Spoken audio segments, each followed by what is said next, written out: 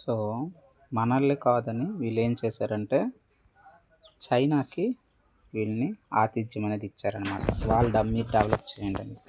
So, ఇది మనకేంటి కోల్‌కత్తాకి దగ్గరలో ఉంది. మనకేంటంటే ఇది వాళ్ళు బేగా మోహరించడానికి అవకాశం ఉంటుందన్నమాట.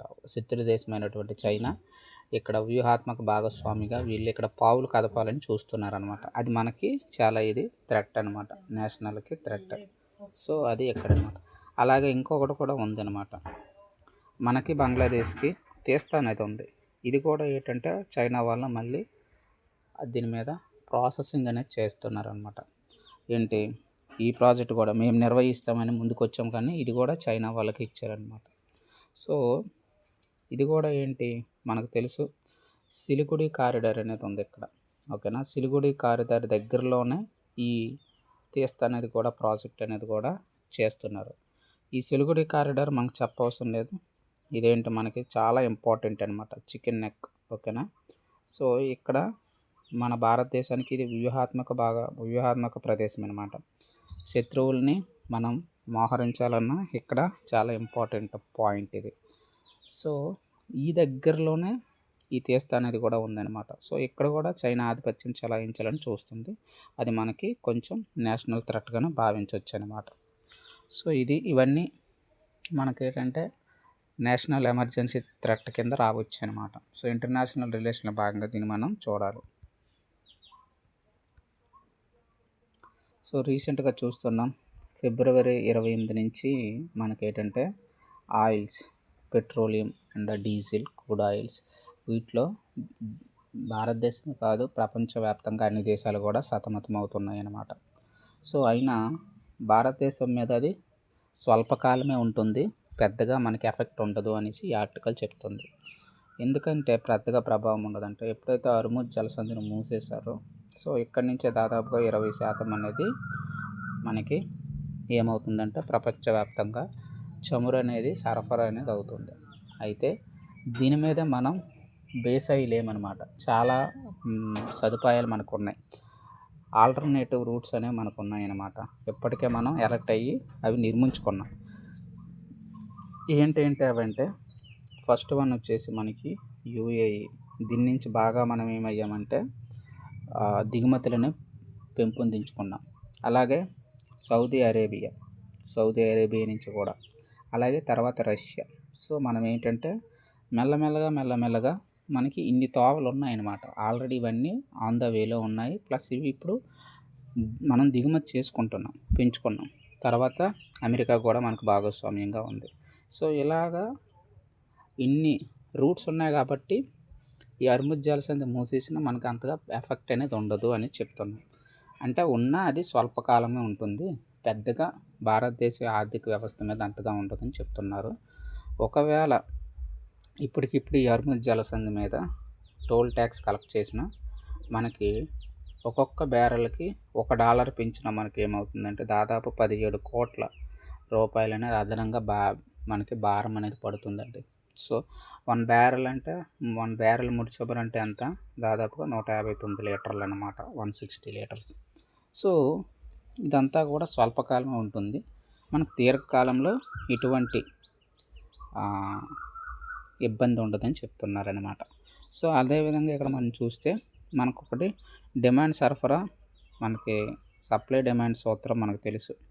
ఏంటి, ఒకవేళ ధరలు అనేవి పెరిగాయి అనుకోండి, ప్రపంచవ్యాప్తంగా పెరిగితే ఏమవుతుంది, అదనంగా ఉత్పత్తి అనేది చేస్తారనమాట. ఇప్పుడు మనం చెప్పుకున్నాం కదా, వీళ్ళందరూ కూడా ఎలక్ట్ అవుతారు. యూఏఈ, సౌదీ అరేబియా, అలాగే అమెరికా, రష్యా, వీళ్ళందరూ కూడా ఎలక్ట్ అయ్యి ఎక్కువగా సరఫరా చేస్తారనమాట.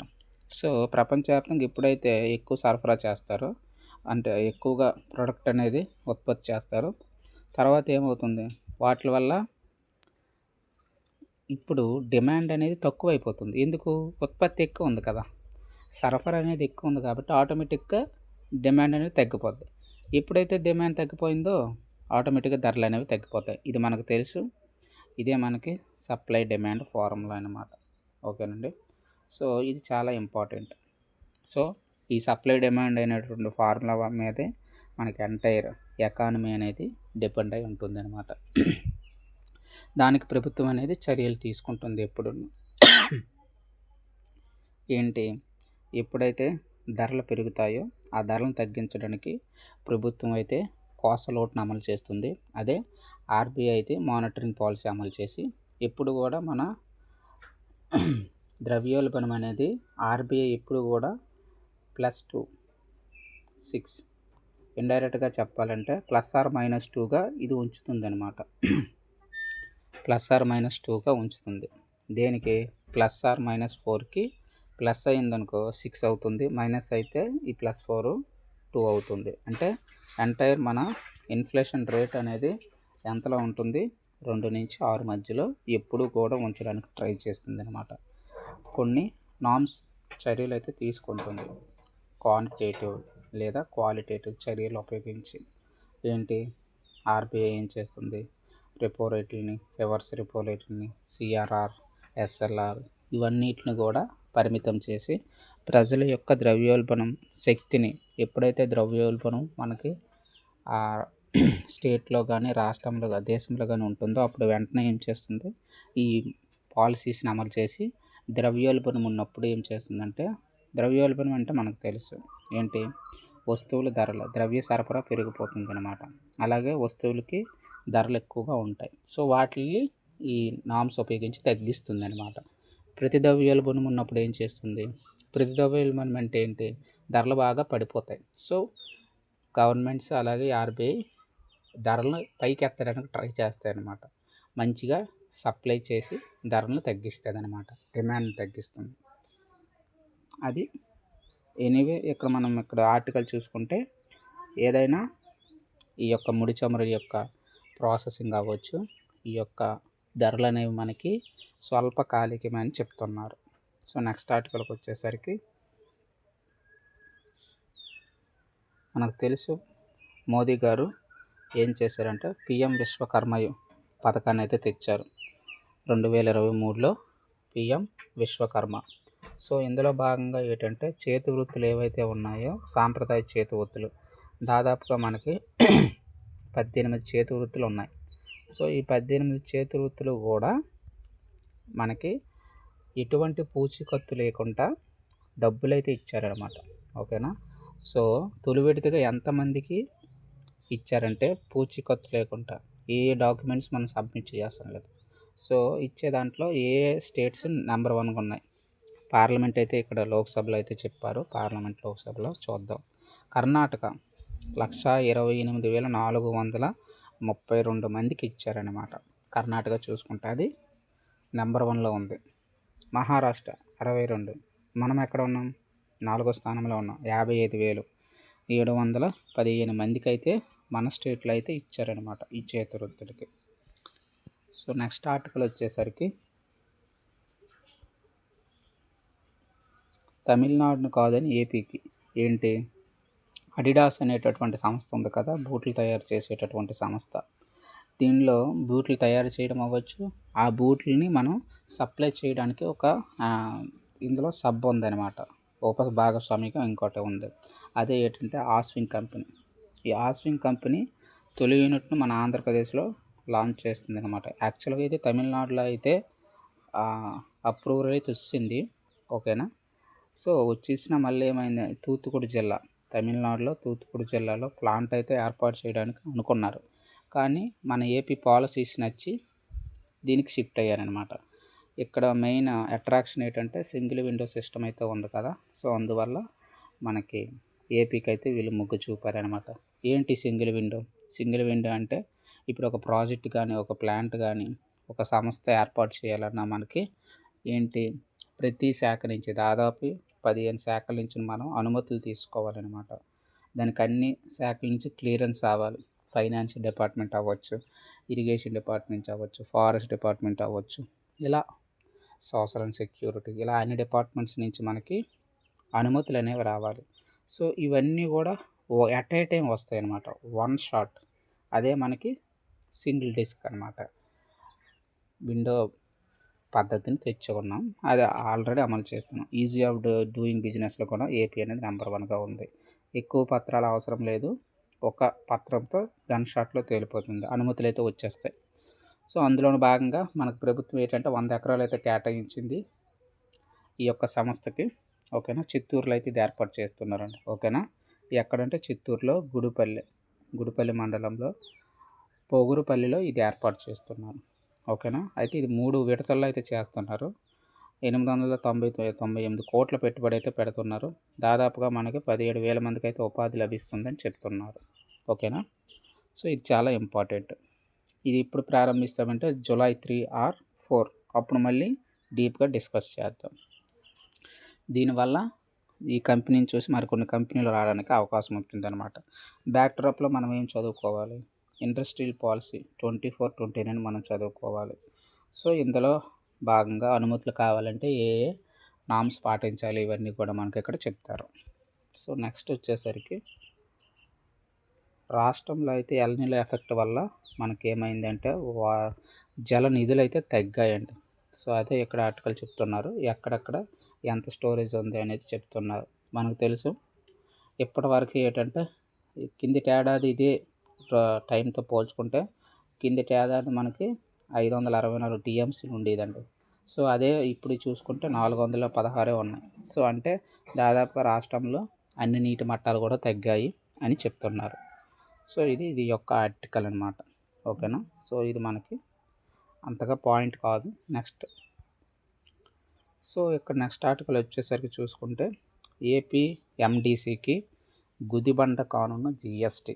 సో ఇక్కడ ఏమైందంటే AP MDC so Andhra Pradesh mineral development corporation. ఓకేనా.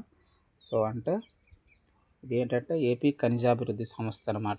దీనికి జిఎస్టీ అనేది ఇప్పుడు ఒక చిక్కు అయితే వచ్చి పడింది. ఏంటా చిక్కు అంటే యాక్చువల్గా ఏంటంటే ఈ మినరల్ డెవలప్మెంట్ కార్పొరేషన్ ఈ ఖనిజాభివృద్ధి సంస్థ అనేది రాష్ట్ర ప్రభుత్వంతో టైఅప్ అయ్యి ఏం చేస్తుందంటే డైరెక్ట్గా రాష్ట్రంలో ఏ అయితే ఖనిజాలు ఉన్నాయో వాటికి లీజ్ తీసుకుంటుంది అనమాట.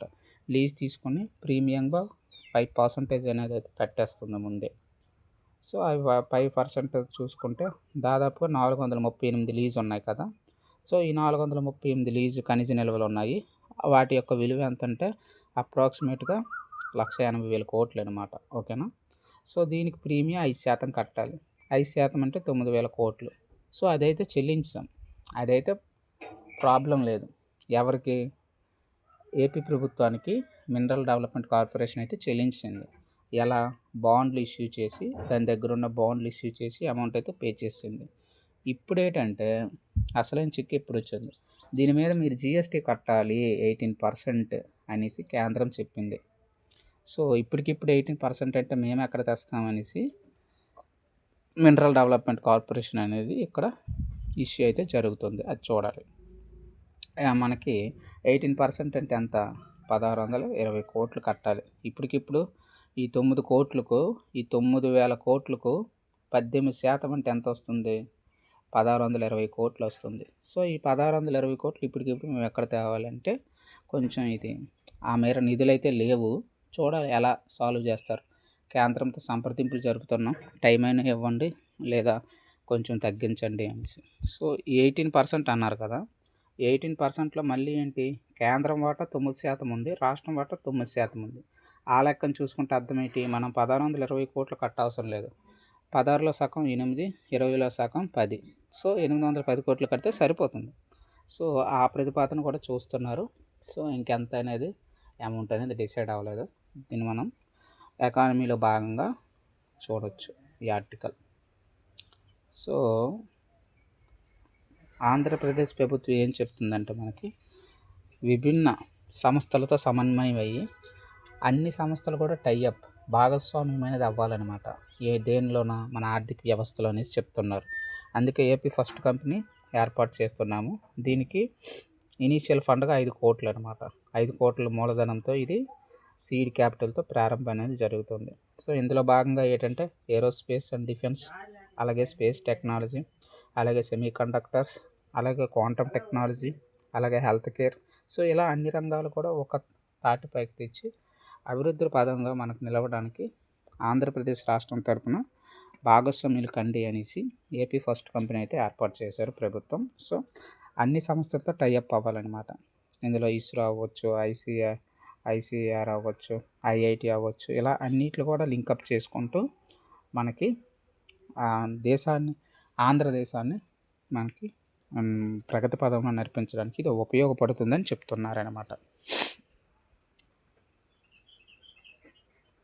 నిన్నైతే మీటింగ్ అయితే జరిగిందండి పార్లమెంట్లో. సో జలశక్తి సంబంధించింది, వైద్య ఆరోగ్య శాఖ కూడా. సో అందులో భాగంగా ఏమైందంటే మన మంత్రి, వైద్య ఆరోగ్య శాఖ మంత్రి సత్యకుమార్ యాదవ్ కేంద్రంలో జల సంఘానికి వివరించారు. ఏంటని, వైద్య సంఘం కంటే, సో హెల్త్ డిపార్ట్మెంట్కి. సో ఏపీలో అయితే బాగా జరుగుతున్నాయి కార్యక్రమాలు, సంజీవని అనేది రోల్ మోడల్గా నిలుస్తుంది అనేసి ఆయనకి చెప్తే ఆయన కూడా ఓకే అన్నారనమాట, బాగానే ఇంప్లిమెంట్ చేస్తున్నారు అనేసి.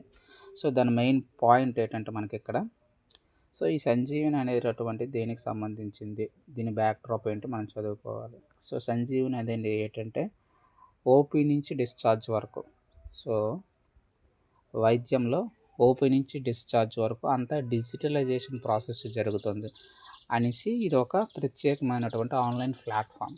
సో అది సంజీవని అనమాట. ఇదైతే అమలు చేస్తున్నాము అని చెప్తున్నాం. ఆగస్టు 15 అన్ని రాష్ట్రాల్లో, ఆగస్టు 15 నుంచి అన్ని రాష్ట్రాల్లో కూడా ఇంప్లిమెంట్ చేస్తామని చెప్తున్నారు. సో ఇది బ్యాక్ డ్రాప్లో మనం చదువుకోవాలండి, ఓకేనా. సో నిన్న మనకు తెలుసు జూన్ 29 ఏంటంటే మనకి మహాలల్ బోస్ బర్త్డే. సో దాన్నే మనం ఏం చేస్తామంటే ఆ జాతీయ గణాంక దినోత్సవంగా ఆయన దినోత్సవాన్ని జరుపుకుంటాం. సో మనకు తెలుసు ఈయన మనకి భారతదేశ ఆధునిక గణాంక వ్యవస్థ రూపశిల్పి ఎవరు, పిసి మహాలనీ బోస్.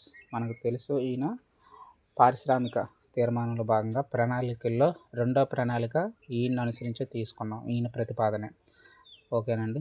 సో మొదటి ప్రణాళిక హార్మర్ డ్రామర్, అది ఉపయోగించి మనం తీసుకున్నాము. 2వ ప్రణాళిక ఈయన డెవలప్మెంట్ అనేది చేశారనమాట. సో ఆ సేవలను ఈయన పవన్ కళ్యాణ్ అనేది ఒకసారి గుర్తు చేసుకున్నారు, ఆయన చాలా దేశానికి సేవ చేశారని చెప్తున్నారు. సో ఈ ఆర్టికల్ చూసుకుంటే మనకి ఇమ్యూనరైజేషన్ పత్రాలు అనేవి డిజిటలైజేషన్ డ్రైవ్ అని అంటున్నారు. ఏంటంటే ఆల్రెడీ బిఎల్ఓస్ ద్వారా దాదాపుగా 4,27,694 మంది ఓటర్లు ఉంటే దాదాపుగా 4 కోట్ల మందికి అయితే ఇచ్చేసాం, ఓకే అని చెప్తున్నారనమాట. ఇంకా అందులోనే 23% అయితే డిజిటలైజేషన్స్ కూడా అయిపోయాయి అని చెప్తున్నారు. ఇంకా కొంచెంమంది ఉన్నారనమాట. అంటే ఇమ్యూనరేషన్ పత్రాలు అనేవి మనకి 99% అయితే ఇచ్చేసామని చెప్పారు. సో ఇది ఫైనల్. సో వన్స్ ఈ ఇమ్యూనరేషన్ పత్రాలు ఉన్నాయి కదా సర్లో భాగంగా, సో వన్స్ ఇవి పత్రాలు అయితే సమర్పణ చేయాలి కదా, మరి రిటర్న్ చేయాలి కదా ప్రజలు, 15 days అయితే టైం ఇచ్చారు. సో వన్స్ ఈ పత్రాలు బ్యాక్ వచ్చిస్తే డిజిటలైజేషన్ ప్రాసెస్ కంప్లీట్ అయిపోతే అప్పుడు దీని మీద మనం సమగ్ర నివేదిక ఇస్తారు, అప్పుడు మనం డిస్కస్ చేద్దామండి, ఓకేనా. సో బ్యాంక్స్ అయితే మనకి ఏం చేస్తున్నాయంటే ప్రత్యేక డివిడెంట్లు మనకి సెంట్రల్కి అయితే కడుతున్నాయండి. సో అందులో భాగంగా ఎన్ని కోట్లు వచ్చాయంటే సెంట్రల్కి 9,439 కోట్లు అయితే వచ్చాయనేసి ఎకానమీలో భాగంగా చదువుకుంటాం, బ్యాంకింగ్ అండ్ సర్వీసింగ్ సెక్టార్స్లో. సో నెక్స్ట్ ఆర్టికల్ వచ్చేసరికి మనకు తెలుసు ఏంటంటే అన్ని రంగాలకి సూచీలు ఉన్నాయి కానీ అసంఘటిత రంగానికి అయితే సూచీ లేదు, దాన్ని మనం నిర్ధారించట్లేదు అని చెప్తున్నాం అనమాట. ఈ అసంఘటిత రంగంలోనే మనకి 15 కోట్ల మంది పైగా ఉపాధి అయితే పొందుతున్నారు. వీధి చివర పనులు అవ్వచ్చు, రోడ్డు పక్కల పనులు అవ్వచ్చు, ఇలా చాలా ఉన్నాయి. సో ఇవన్నిటిని వీళ్ళని కూడా మనకి ఏంటంటే పరిగణలోకి తీసుకొని ఆర్థిక వ్యవస్థలో వీళ్ళని కూడా భాగస్వాములు చేయాలనేసి, ట్రాన్స్పరెన్సీ తేవాలనేసి మనకి ఏంటంటే కేంద్రం అనేది ఒక కొత్త సూచి అయితే ప్రవేశపెడుతుంది అనేసి అంటుంది. వన్స్ ప్రవేశపెట్టిన తర్వాత మనం దాని గురించి డీప్గా డిస్కషన్ అయితే చేద్దాం. సో మనం అందులో భాగంగా మనకి చాలా తెలుసు ఇప్పటివరకు ఏంటి, అన్ని రంగాలకి మనకి సూచీలు అయితే ఉన్నాయి. ఫర్ ఎగ్జాంపుల్కి ద్రవ్యోల్బణం ఉంది, దాన్ని కొలడానికి ఏంటి ఉపయోగిస్తాం, కన్జ్యూమర్ ప్రైస్ ఇండెక్స్ ఉపయోగిస్తాం. అలాగే జిఎస్టీ కూడా ఉంది కదా. So direct tax, indirect tax అన్ని పన్నులు కూడా మనకి సపరేట్గా వృత్తి పన్ను అవ్వచ్చు, అలాగే ఇండైరెక్ట్ ట్యాక్స్లకి మనకి జిఎస్టీ ఉంది. సో అలాగే పారిశ్రామిక రంగం నుంచి ఏ ఉత్పత్తులు మనకి మార్కెట్లోకి వెళ్తున్నాయి అంటే దానికి ఏంటి మనకి ఐఐపి అనేది ఉందన్నమాట. ఇలా అన్నిటికీ ఇండెక్స్లు అయితే ఉన్నాయి. సో అసంఘటిత రంగానికి అయితే లేవు. దీన్ని కూడా మనం ట్రాన్స్పరెన్సీ అకౌంటబిలిటీలో భాగంగా దీన్ని కూడా ఇందులోకి తేవాలనేసి మనకి కేంద్రం అయితే ప్రతిపాదన అయితే చేసింది. చూడాలి, తెస్తే మంచిదే.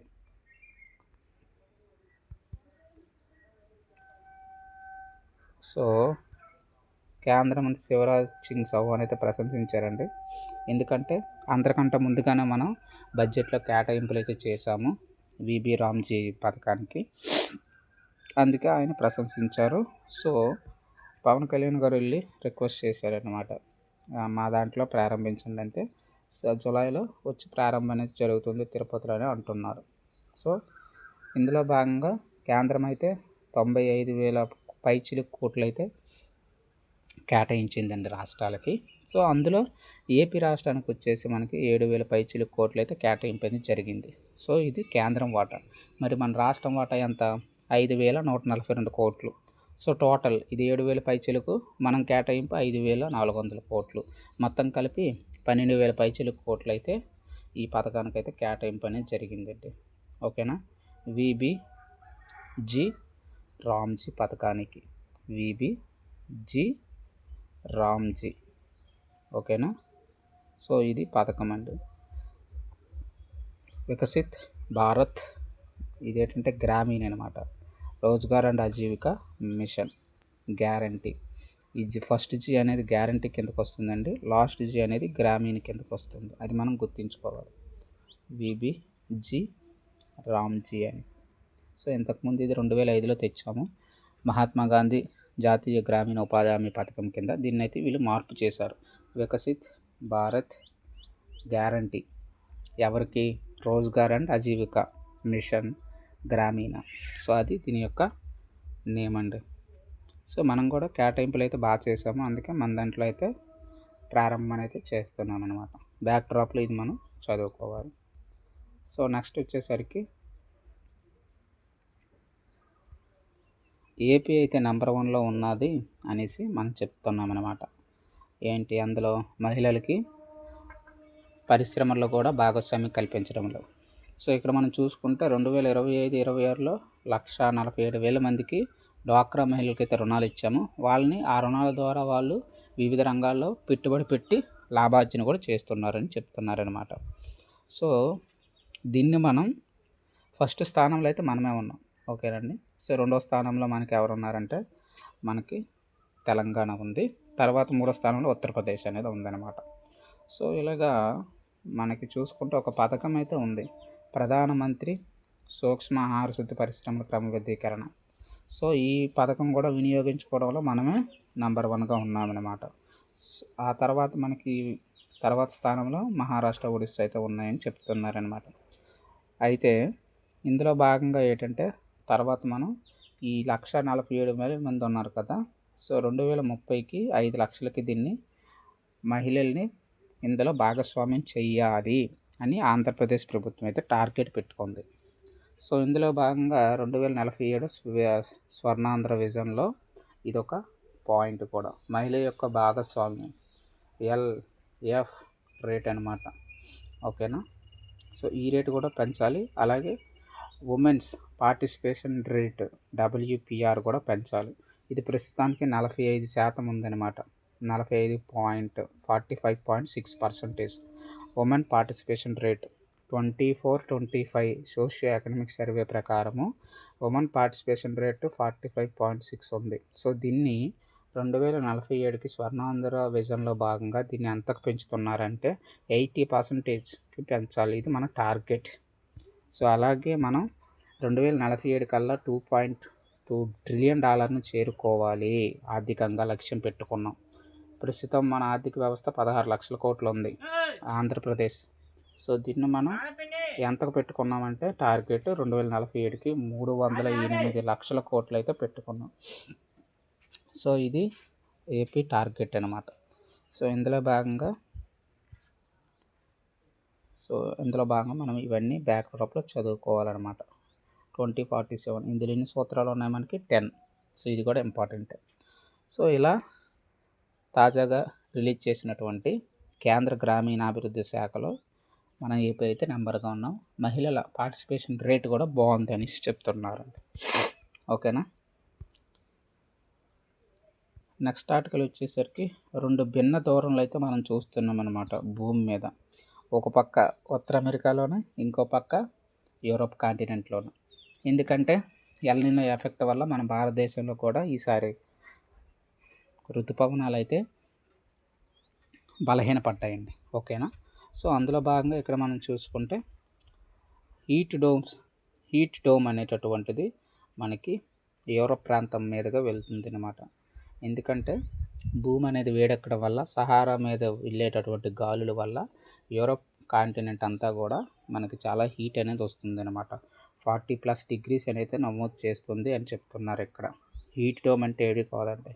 సో ఎప్పుడైతే మనకి హై ప్రెజర్ నుంచి లో ప్రెజర్కి గాలి వెళ్తుందో, సో ఆ సమయంలో ఏమవుతుందంటే మనకి హై ప్రెజర్ నుంచి లో ప్రెజర్కి వెళ్ళేటప్పుడు గాలి అనేది సంపీడనానికి గురవుతుంది అనమాట. సో ఆ టైంలో ఏమవుతుందంటే హై ప్రెజర్ నుంచి లో ప్రెజర్కి వచ్చేటప్పటికి ఆవర్తనం చెంది బాగా ఎక్కువ ప్రెజర్ అనేది ఉంటుంది అనమాట.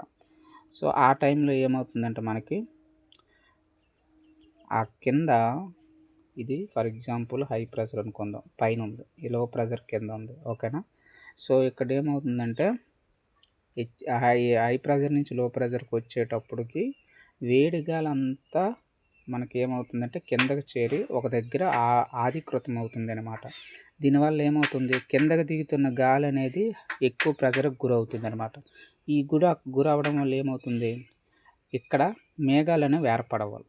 సో దానివల్ల ఏమవుతుంది, డైరెక్ట్గా సూర్యకాంతి అనేది భూమి పైన పడుతుంది ఆ ప్రాంతంలో. ఎప్పుడైతే భూమి పైన పడుతుందో ఆటోమేటిక్గా హీట్ అనేది వస్తుంది. దాన్నే హీట్ డోమ్ అని అంటామన్నమాట. సో అలాగే అట్లాంటిక్ మహాసముద్రంలో కూడా ఈ ఉత్తర ప్రాంతంలో, అట్లాంటిక్ సముద్రం తీసుకుంటే ఉత్తర ప్రాంతంలో మనకు చాలా తీవ్ర స్థాయిలో వేడి గాలులు అనేవి ఉంటున్నాయి అన్నమాట. సో ఇవి కూడా దీనికి మరికొంచెం వేడెక్కడానికి ఆస్కారం అనేది పెరిగింది అన్నమాట. సో ఇది మనకి ఎన్విరాన్మెంట్ నేచర్లో మనం చదువుకోవచ్చు అన్నమాట. ఓకేనండి. సో రెండో జనగణన ట్రయల్ అయితే నిర్వహిస్తాను. ఫస్ట్ది ఎలాగ కంప్లీట్ అయిపోతుంది. సో ఫస్ట్లో భాగంగా మనం ఏంటి, గృహాలను లెక్కిస్తాం. రెండో దశలో ఏంటి, జనాలను లెక్కిస్తాం మనకు. ఓకేనా. ఇది మన టార్గెట్. సో అందులో భాగంగా ట్రయల్ రన్ కూడా ఒకసారి చేస్తున్నాం అనేసి చెప్తున్నారనమాట. ఎప్పుడు మళ్ళీ నెల 6 నుంచి 18వ తేదీకి వరకు. ఓకేనా. సో ఇది ఈ 2 పాయింట్లు గుర్తుంచుకుంటే సరిపోతుంది అనమాట జనగణనకు సంబంధించి. ఇందాకలో డిస్కస్ చేసాం కదా, తీస్తా. సో ఇది బాంగ్లాకి మనకి దగ్గరలో ఉందన్నమాట, ఈ చికెన్ నెక్ ప్రాంతంలో. సో సిలిగిలి కారిడార్ అంటాం, మన భారతదేశానికి దగ్గరలో ఉందన్నమాట. ఏదైతే ఈ తీస్తా అనేది ఉందో దీని మీద చైనా అనేటటువంటిది సహాయం చేస్తుంది. మనకిది అంతర్జాతీయ ముప్పుగా పరిగణించవచ్చు అనవచ్చు. ఓకేనా. సో ఒక యాప్ అయితే మనకు తెలుసు, ఆరోగ్య సేతు. ఇది ఆల్రెడీ కోవిడ్ టైంలో తెచ్చాము. దానికి మరి కొంచెం ఎక్స్ట్రా ఫీచర్స్ యాడ్ చేసి డిజిటలైజేషన్ అనేది చేస్తున్నాను అనమాట. ఈ యాప్ అయితే తెచ్చామండి, ఆరోగ్య సేతు అనేది, ఒకసారి చూసుకోండి. సో ఇది అండి. సో ఈరోజు టాపిక్స్. సో సబ్స్క్రైబ్ అయితే చేసుకోండి ఛానల్ని, మంచి కంటెంట్ ఇవ్వడానికి ట్రై చేస్తాను. ఇండియన్ హిస్టరీ స్టార్ట్ చేసాం, జియోగ్రఫీ త్వరలో స్టార్ట్ చేస్తాం. ఓకేనా. సో ఫైనల్ డేస్లో మనం ఫుల్గా రివిజన్ ట్రాక్ అనేది చేసుకుందాం. అప్పుడు మనకి ఏంటంటే ప్రిపరేషన్కి బాగా ఉంటుంది. చాలామంది చాలా వీడియోలు పెడతారు, ఇలా చేస్తే బాగుంటుంది, అలా చేస్తే బాగుంటుంది, ఎన్ని మార్కులు రావాలి, ఇవేవి మనం డిస్కస్ చేయమండి. ఓన్లీ టార్గెట్ సబ్జెక్ట్, ఆటోమేటిక్గా మనకి మార్కులు అనేవి అవే వస్తాయండి. ఓకేనా. సో ముందుగా ఛానల్ని అయితే సబ్స్క్రైబ్ చేసుకోండి. ఓకేనా. సబ్స్క్రైబ్ చేసుకున్న వాళ్ళకి ధన్యవాదాలండి. ఓకేనా. Thank you.